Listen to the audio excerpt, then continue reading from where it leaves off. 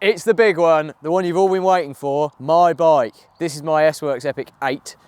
Cross-country race bikes, absolutely brilliant. We're running 120 millimeters of suspension travel each end. That's done by the RockShox Sid Ultimate and Sid Lux Ultimate flight attendant, so it's all automatic, which is brilliant. Check out the video we did on that. Since then, it's gone red, so that's really cool. I've played around with the fork a little bit. I've drilled a hole in it, so the front brake hose runs through the steerer and down the back, so that up here it's all nice and tidy. Speaking of brakes, these are the Trickstuff Piccola, so they're like the lightest brakes ever. Really, really powerful brakes as well. So they're fantastic, very bougie. The drivetrain is pretty much all SRAM XX SL. It's the older crank because it's got a narrower Q factor. Pedal slightly nicer for my narrow hips. We've got a 38 tooth chainring, 52 tooth cassette.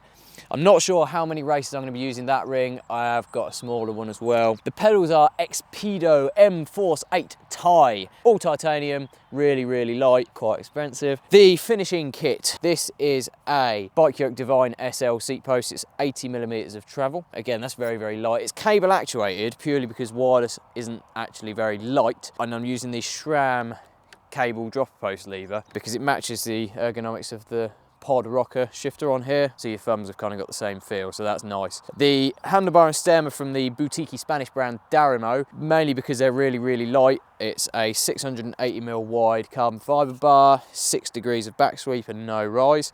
The stem is 90mm long and it's 25 negative degrees of rise or drop, and it's silver. Saddle is an old fabric ALM, full carbon piece. It's quite comfy, so I like that. And I suppose then all that's left to talk about is the wheels, which are the very cool Roval Control World Cup. They've got carbon fibre spokes, titanium hardware. They weigh in at less than a kilogram for a pair of wheels, which is absolutely amazing. The hub internals is DT Swiss, so it's a ratchet drive. They've got ceramic bearings, all of that stuff, so that's good. Tyres, I'm on Pirelli this year. These are the race hardpack tyres, which are quite slim in terms of tread, but the really impressive thing is the rubber's really, really sticky. So if you're on wet routes and rocks, tread's not really going to do an awful lot anyway, but a tacky rubber is going to find you grip, and these are really, really good for that. They're also very, very fast rolling.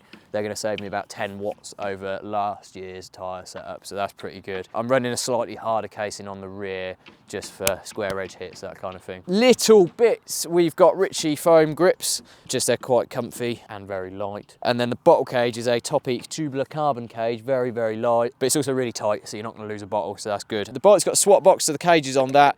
For longer races, I'll be mounting a pump on the inside of this door. Shorter races, no need. And that there is probably the entirety of this bike. What you all probably want to know is the weight. As it sits, we're at 9.7 kilos, which I'm really happy with. I think if you'd asked me 5 years ago, I'd probably be gutted, but these days we've got chunky forks, we've got wireless suspension, we've got long travel, we've got dropper posts. So to cram all of that in and have a bike that's substantially lighter than 10 kilograms with pedals, yeah, I'm over the moon with that.